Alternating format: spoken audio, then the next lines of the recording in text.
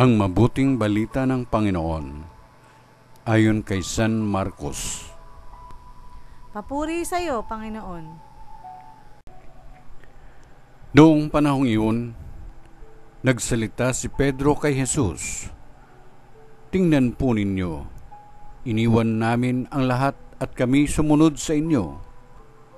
Sinabi ni Jesus, tandaan ninyo ito, ang sino mang mag-iwan ng bahay o mga kapatid, ina, ama, mga anak, mga lupa, dahil sa akin at sa mabuting balita, ay tatanggap na makasandaang ibayo sa buhay na ito, mga bahay, mga kapatid, mga ina, mga anak, at mga lupa, ngunit may kalakip na pag-uusig.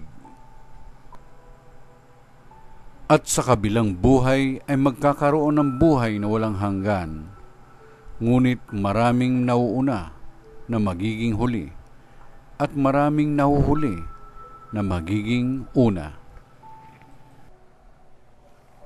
Ang mabuting balita ng Panginoon. Pinupuri ka namin, Panginoong Jesucristo.